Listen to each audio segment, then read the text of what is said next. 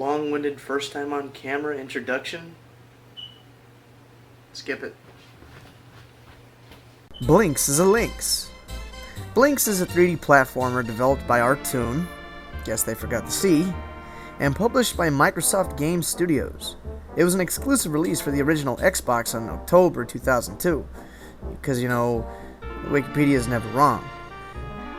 Blinx is an anthropomorphic cat and was intended to be the mascot for the original Xbox to compete with the likes of Mario, Sonic, Pac-Man, and even Capcom's Mega Man. However, that changed once Halo hit the scene and Master Chief was the unofficial face of the Xbox thereafter. The game opens with the protagonist, Blinx, speaking in some not language and basically giving us the rundown of this game's lore.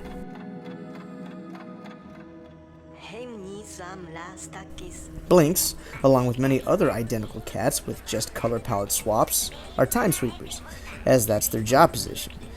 They work at the Time Factory, where they make time and deliver it to other worlds. He explains that supervisors watch over each of the suggested many worlds to look out for glitches in time. If glitches occur, they become crystals, and if they stay as crystals too long, they become monsters. So basically, as a time sweeper, they are to sweep up any crystals before they become monsters and endanger inhabitants of that world. As Blinx explains the work that he does, an emergency alarm sounds from management and informs the sweepers that the Tom Tom gang, these pigmen, have invaded the world of B1Q64. They have broken the time and collect the resulting crystals to sell to the other worlds for profit. As management is asking for help, the Tom Tom gang intercepts the feed and says that they have the princes of the world in question. Immediately we see the motivation for Blinx to save this world is indicated by the floating hearts that appear around his face. A human love interest. It must have been a thing back in the early 2000s. So the leader of the gang socks the princess in the face and then the feed cuts out. The mother computer says that the time monsters are absorbing too much energy, and the B1Q64, kind of a mouthful, has to be cut off to protect the other worlds. But Blinx isn't having that, so he runs straight for the time gate and enters the world, which begins the game.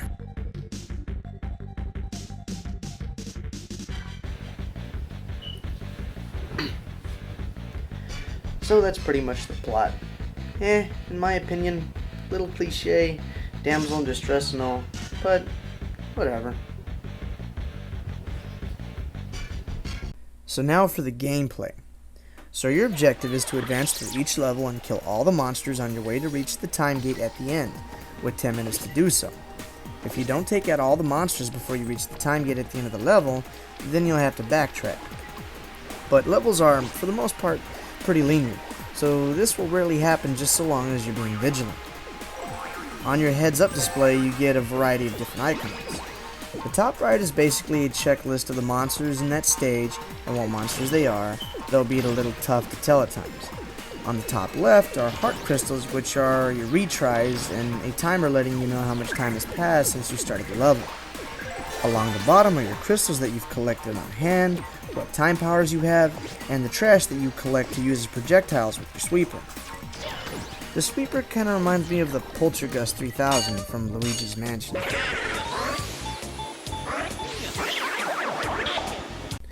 Now the main feature in this game is time control. There's 5 different time related abilities. Fast forward, rewind, pause, slow, and record are the time control abilities that you have at your disposal. To get these power-ups, you have to collect the time crystals as you play through the level. The time control that you get is specific to each shape of the crystal.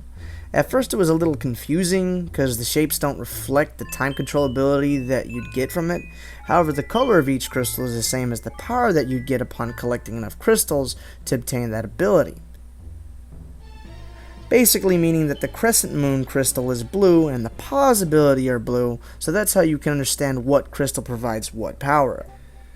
To collect these power-ups, you have to get at least 3 crystals of one type of power-up and 1 more of whichever type crystal to get the respective power-up of the 3 of a kind. If you get 4 of one type of crystal, it will give you 2 power-ups instead of 1. You can only have 3 power-ups at one time when you first start the game, but you can visit shops eventually and purchase upgrades with gold that you collect from level to level. The only exception is the retry crystals, which are the hearts. You start off with 3, but can also purchase upgrades as you progress. Every time you get hit, you get knocked down, and then the game will begin to rewind to before you were hit or put you in immediate danger, kind of like in Prince of Persia. However, if you get hit 3 times, it's game over. So the retries function both as your hit points and lives. Also, the time control powers aren't really all that useful.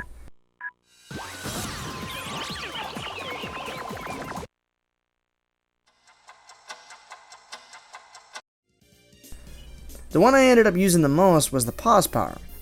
The rewind is used mostly to reverse a structure of some sort that collapsed and blocks another route or a cat medal. Slow makes the enemies go slow, obviously, but for combat you're better off just using a pause. Fast forward might as well be the suicide power up, and record is just to progress through some parts of just a handful of stages. There is a seesaw, or teeter-totter, or however you prefer to call it, that a recording of Blinx is needed to jump on one end of, so that the regular Blinx can be thrown up to an otherwise unreachable ledge to continue the level. Now, the only thing that's worse than barely used power-ups are useless power-ups. So along with time control power-ups, your other weapon is your sweeper. You can purchase better sweepers as the game progresses to suck up bigger debris. When you go throughout each level, you have to suck up trash to use as ammo for your sweeper. You use the trash as projectiles and as your only offense. There's one that supposedly shoots fire, but I didn't want to invest the gold I got in a gamble because that's what I thought it was. Now, I didn't want my first video review to be a negative review, and I fully intended to go into this game with total optimism. And for the first so many stages, I was enjoying myself.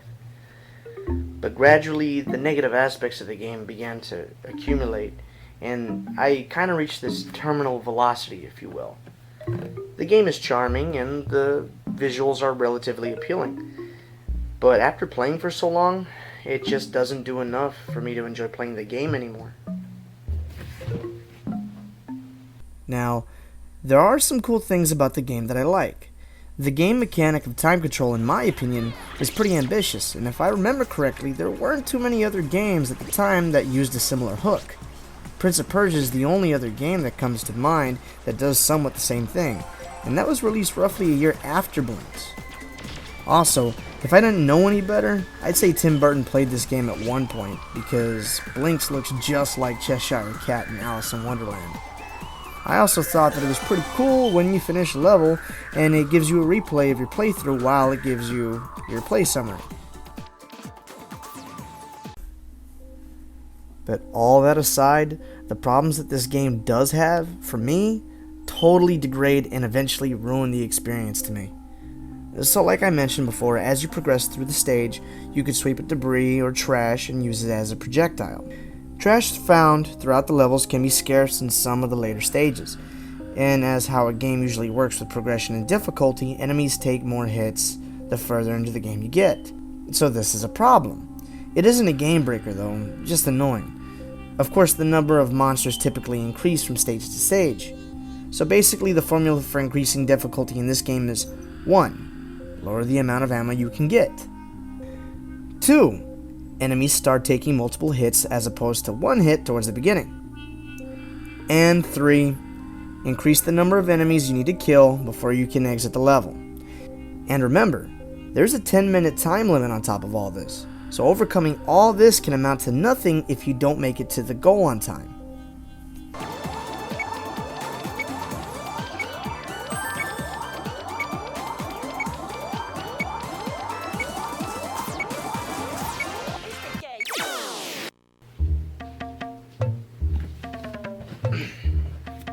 Now, I know most of these points on difficulty are justifiable, shallow though they may be, and I do realize that they are pretty shallow. But understand that this is where the game's problems really begin to shine through, and you have a good idea of how broken the game can actually get. The targeting system can be problematic, and shooting trash can literally be hit or miss. After a while, it becomes relatively difficult to have any kind of manual aiming incorporated into your attacks. It ends up at times requiring more faith and skill to hit enemies when you start needing it the most. I found that this made the game harder than it needed to be. There's no intuitive way to aim and attack when it comes to firing projectiles at the enemies. Basically, you're supposed to steer Blinx in the direction of an enemy and hope that when you fire a shot that it lands.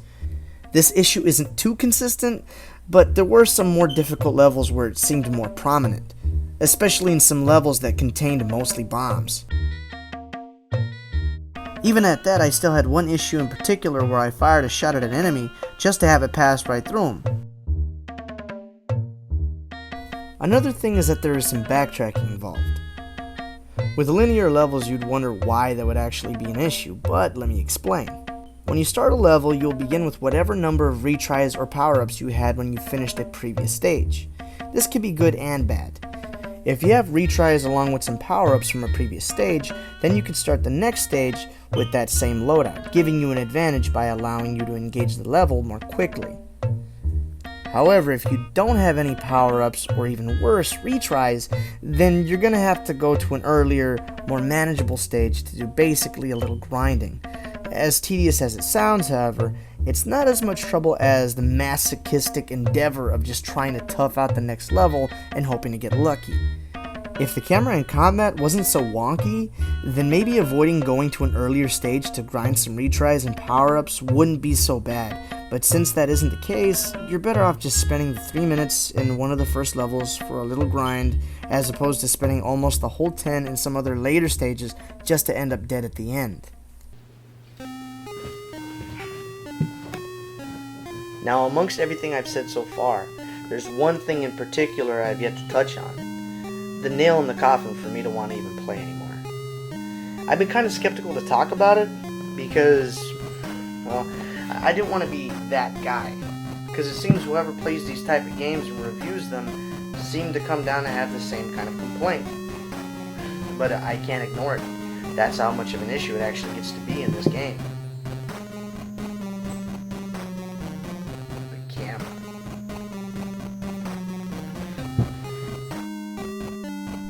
Look, I know the camera can be somewhat subjective from person to person, and it seems like it's the easiest to nitpick at. And that's why I've tried to just look past it and hope that just maybe it was me. But it's not.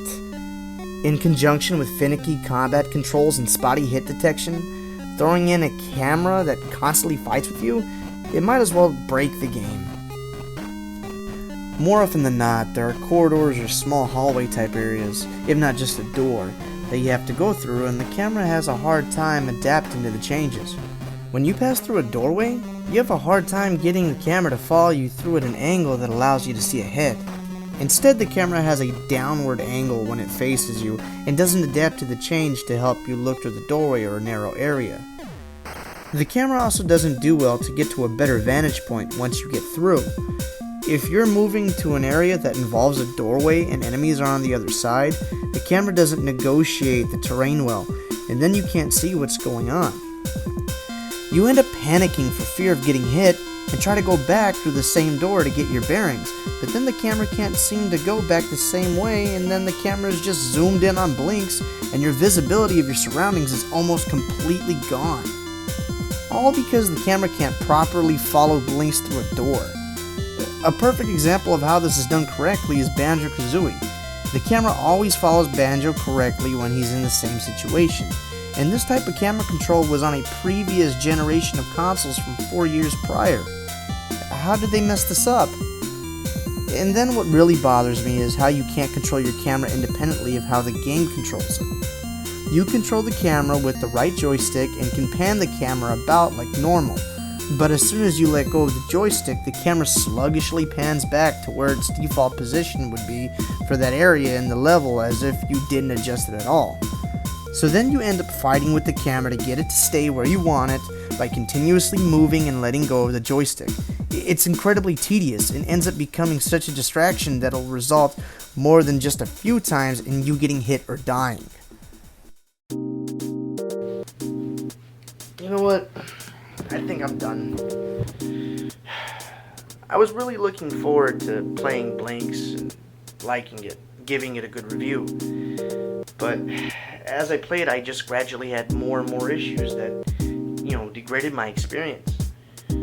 I mean, on the bright side, the game is cheerful and vibrant, you know, but with the issues that are peppered throughout, it really made the game's shortcomings stand out to me. But hey, I'm lenient. The game was doing something right because it ended up getting a sequel.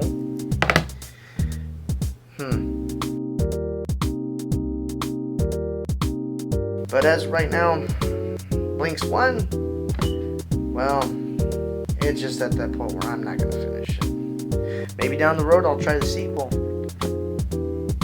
Guess we're going to have to wait and see.